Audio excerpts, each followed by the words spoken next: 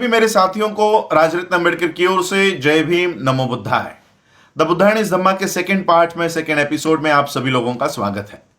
कल के भाग में हम लोगों ने देखा कि डॉक्टर बाबा साहब अम्बेडकर जी की द बुद्धायन इज धम्मा ये ग्रंथ लिखने के पीछे बाबा साहब अम्बेडकर जी की भूमिका क्या थी। डॉक्टर बाबा साहब अम्बेडकर जी ने द बुद्धायन इज धम्मा के परिचय में 4 मूलभूत सवाल बाबा साहब अम्बेडकर जी ने परिचय में उठाए हैं और उन्हीं 4 सवालों का जवाब ये बुद्धायन इज धम्मा ये ग्रंथ है। तो पहला सवाल जो डॉक्टर बाबा साहब अम्बेडकर जी ने उठाया वो सिद्धार्थ गौतम के परिव्रजा के बारे में था। तो इसी सवाल का जवाब ढूंढने के लिए आज हम इन एपिसोड्स की शुरुआत करते हैं कि डॉक्टर बाबा साहब अम्बेडकर जी ने जो पहला सवाल उठाया कि सिद्धार्थ गौतम ने प्रवर्जा क्यों धारण की। तो चलिए आज के एपिसोड से हम इस बात का खुलासा करते हैं, इस सवाल का जवाब ढूंढते हैं कि सिद्धार्थ गौतम ने प्रवर्जा क्यों ली। 6वीं शताब्दी में भारत एक अखंड देश नहीं था। उस समय का भारत छोटे और बड़े राज्यों में बटा हुआ एक देश था।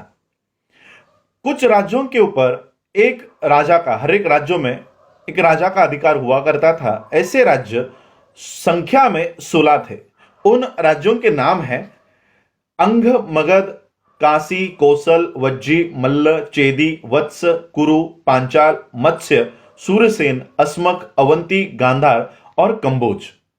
इन राज्यों के ऊपर हर एक पे राजा का अधिकार हुआ करता था और कुछ राज्य ऐसे थे जहां पर किसी एक राजा का अधिकार नहीं हुआ करता था। ऐसे राज्यों के नाम हैं शाक्यों का कपिलवस्तु, मल्ल इनका पावा तथा कुशीनारा, लिच्छवी इनका वैशाली, विंध्य इनका मिथिला, कोलिय इनका रामागम, बुली इनका अलकप्प, कालाम इनका केसपुत्र, कलिंग इनका रेसपुत्र, मौर्य इनका पिप्पलवन और भग्ग जिनकी राजधानी थी समसारा पर्वत।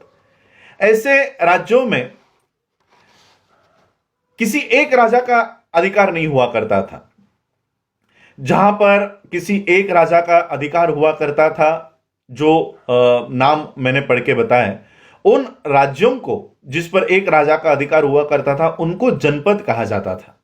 और जिन राज्यों के ऊपर किसी एक राजा का अधिकार नहीं होता था, ऐसे राज्यों को संघ या गण कहा जाता था। अब उस समय शाक्यों का जो कपिलवस्तु था वहां पर गणतंत्र था या कुछ राजाओं का कुल तंत्र था, इसकी जानकारी प्राप्त नहीं है। लेकिन एक जानकारी प्राप्त है कि शाक्यों की जो राज्य व्यवस्था थी वहां पर कई सारे शासक परिवार रहा करते थे और क्रम में उनकी राजा बनने की बारी आया करती थी। जो शासक परिवार का जो मुखिया हुआ करता था उसको राजा कहा जाता था। जब सिद्धार्थ का जन्म हुआ उस समय राजा बनने की बारी शुद्धोधन की थी। शाक्य राज्य ये भारत के उत्तर पूर्वी कोने में स्थित था। ये एक स्वतंत्र राज्य हुआ करता था। लेकिन आगे चलकर कौशल राज इस पर अपना आधिपत्य जमाने में कामयाब हो चुका था।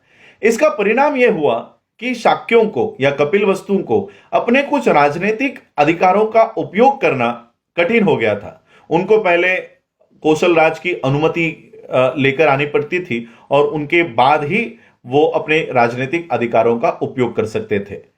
कौशल राज और मगध राज ये उस समय के सबसे शक्तिशाली राज्य हुआ करते थे। कौशल राज के राजा प्रसन्नजीत और मगध राज के राजा बिंबिसार ये दोनों भी सिद्धार्थ गौतम के समकालीन थे। शाक्यों की जो राजधानी थी वो राजधानी थी कपिलवस्तु। ये कपिलवस्तु नाम थोर बुद्धिवादी कपिल इनके नाम पर पड़ा हुआ था। कपिलवस्तु में एक शाक्य रहा करते थे जिनका नाम था जयसेना।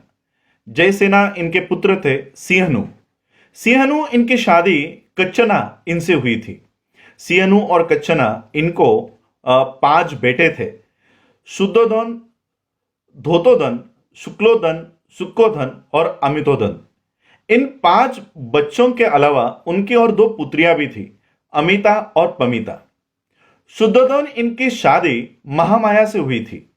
महामाया इनके पिताजी अंजना ये एक कोलिय थे और वो देवदह नाम के शहर में या गांव में रहा करते थे।